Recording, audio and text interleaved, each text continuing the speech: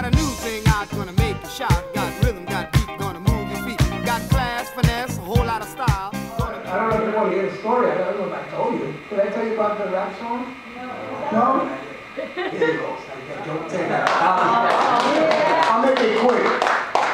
I was down and out on my luck. Of course, we have ups and downs in music. I had no job. Yeah, I had no job. And I wasn't playing. And I think I had a wife. I'm trying to remember, and I was wild. I was a gambler.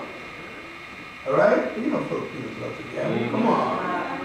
I'm no different, man. You know, I've been to Golden Gate. I've been to the Quarter Horses. I've been to Reno. I can't count how many times I make that trip down to Reno. In Vegas, I walked in the desert when I was broke. So, what happened at that particular time, I was working at a community center, and I saw all these hundreds of kids dancing, and they were making all this noise, back and forth, shuffling. And I said, whoa. And everybody paid $1 to get in. I said, well, what the heck is that? They said, they got no name for it. No name for it? I said, let me talk to those guys up there. What are they doing? They were scratching the record to death, and they were talking. I said, what are they doing? So the guy said, oh, what are you punching? I said, oh, we just spin the records, have a good time. I said, well, is this on records? No. I said, would you like to put on records? Yeah. So I got them together, I rehearsed, I told them what I wanted, and I borrowed the money to go to RCA Studios to record. I sat down there at 2 o'clock in the afternoon, nobody showed up. Of course, that was their way of telling me, who the hell are you? We don't know, you ain't doing nothing. So here I'm sitting with the music, everything was done, and I looked at the young kids that were in the audience with me, friends of mine, and I said, I could do this. I know how to talk. And they looked at me, and I was apprehensive because you know how young kids are. They always make you feel like they're too old. And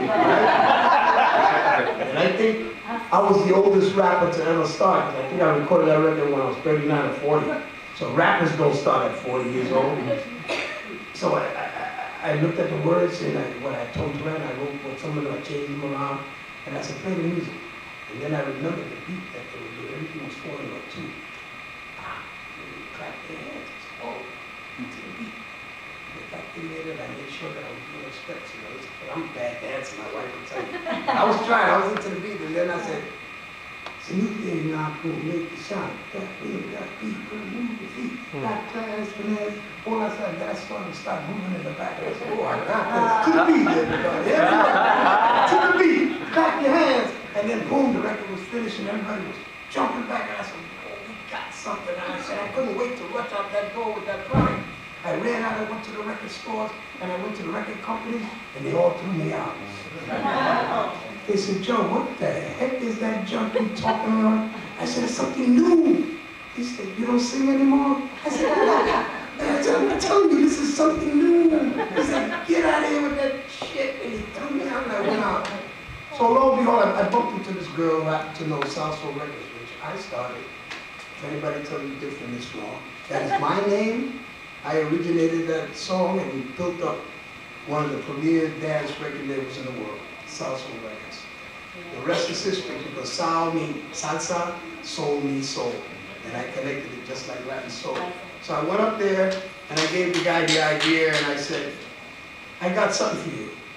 And there was a young DJ at that time that was like God when it came to playing music. Anything he played, Dinah Ross went to him, or Frankie Crocker, all the names, he busted your records. He heard my record and he went crazy. And I said, well, who the heck is this young kid? I said, he said, what do you want? I said, I want some money. He said, we don't give anybody any money for a record. I said, well, then I don't want to talk to you. And he said, but this kid likes your record. I said, look, I don't care who he is. Nobody's going to tell me about it. And I walked out. The kid ran at me down the stairs. Please, please, let me take the record. I want to play it in the club. I said, who are you? So he played. I don't know if you know your history, but if anybody that spins records knows of the Garage. Very famous disco place. There was no sound like it in the United States. The sound literally came from the floor, that the pulse made you dance. You had to move as soon as you stepped on the floor. It was magnetic. And he played this record there for 1 week. And that's how I learned how to promote music. And the next thing I knew, we sold 20,000 records the first week, not played on the radio. It was played in the disco. This was unheard of. Nobody knew this technique. They didn't have record pools or anything like that, so I knew this before everybody. And he said, you got a hit here. And of course they wanted me, they made a deal with me, and I signed, and RCA took the record and it went around the world. The thing was that when they made me sign the contract, you always have to be one step ahead of these Mongols. I signed the contract, but what I put in a little clause in there that said, this is only for domestic use. So in other words, anything that they did, they had to get my permission to play overseas. But he didn't read the fine print. So this is one time the artist got over the company. So of course, the record was a big hit. Around the world, they asked me to go to Holland. I went there, I never came back home. I stayed in Europe for 8 months.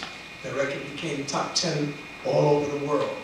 The only place we had difficulty was playing it in New York in the United States because they hated rock music. There was a boycott against it. And of course, they didn't want mine. But then, lo and behold, the next month they're playing Sugar Hill Gang. And of course, everybody knows the history. They went on to sell millions of records. I actually had it first, but they wouldn't play mine. But nevertheless, I sold 3 million records around the world. It's still selling. I'm known as probably one of the first rap artists in Europe. And you want to hear something funny? Vibe magazine put out an article about the history of hip-hop. This Filipino was never mentioned. But you see what I'm trying to say. And I'm not telling any lies. You know, and the credit belongs to the big boss. But what I'm trying to show you is what's happening. That's why we need you at Yoshi's on Saturday. You see, because this history is being kept quiet. Here is now let me tell you, there's bigotry all over the world. I don't care if you're black, white, yellow, everybody has some kind of prejudice. And there's no difference with hip-hop. Because there's no reason why you couldn't have gave Joe Bataan some credit. There are some Latino rappers that never been mentioned. Right? And it's been kept out and excluded. Even if they knew, they wouldn't put it in. Right? But no, you got Eminem in there. Or my Eminem, whatever his name is. You know, he's in there selling all the records. And meanwhile, he wasn't probably born when I did the first rap record. And yet, I'm never mentioned. So what I'm saying is, the same thing can happen with the legacy of Joe Bataan.